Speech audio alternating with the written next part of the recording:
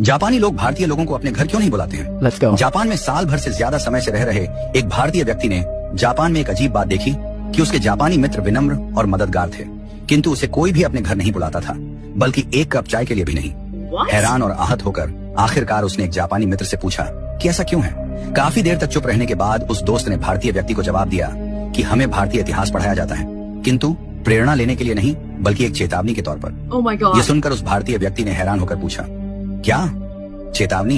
भारतीय इतिहास चेतावनी के तौर पर पढ़ाया जाता है? प्लीज बताओ ऐसा क्यों है। तब जापानी दोस्त ने उससे पूछा कि बताओ कितने अंग्रेजों ने भारत पर राज किया था।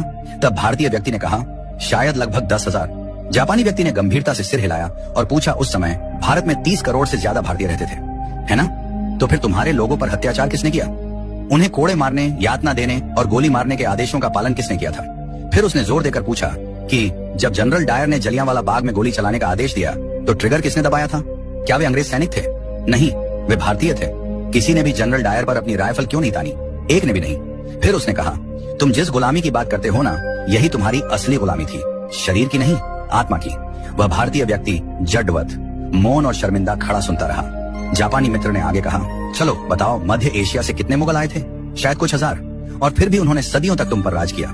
मुगलों ने अपने संख्या बल से भारत में शासन नहीं किया, बल्कि तुम्हारे अपने लोगों ने सिर झुकाकर मुगलों को सलाम किया। जापानी लोग भारतीय लोगों को अपने घर क्यों नहीं बुलाते हैं? Let's go. जापान में साल भर से ज्यादा समय से रह रहे एक भारतीय व्यक्ति ने जापान में एक अजीब बात देखी कि उसके जापानी मित्र विनम्र और मददगार थे, किंतु उसे कोई भी अपने घर नहीं बुलाता था, बल्कि एक कप चाय के लिए भी नहीं।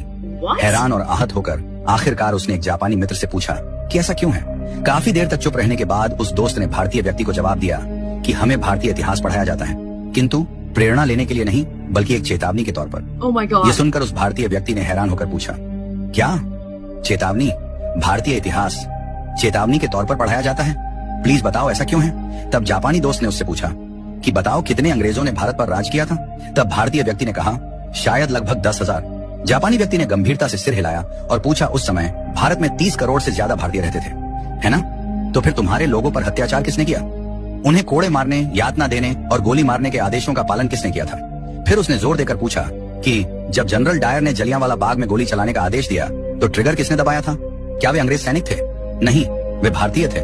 किसी ने भी जनरल डायर पर अपनी राइफल क्यों नहीं तानी? एक ने भी नहीं। फिर उसने कहा तुम जिस गुलामी की बात करते हो ना, यही तुम्हारी असली गुलामी थी, शरीर की नहीं, आत्मा की। वह भारतीय व्यक्ति जडवत, मौन और शर्मिंदा खड़ा सुनता रहा। जापानी मित्र ने आगे कहा चलो बताओ मध्य एशिया से कितने मुगल आए थे?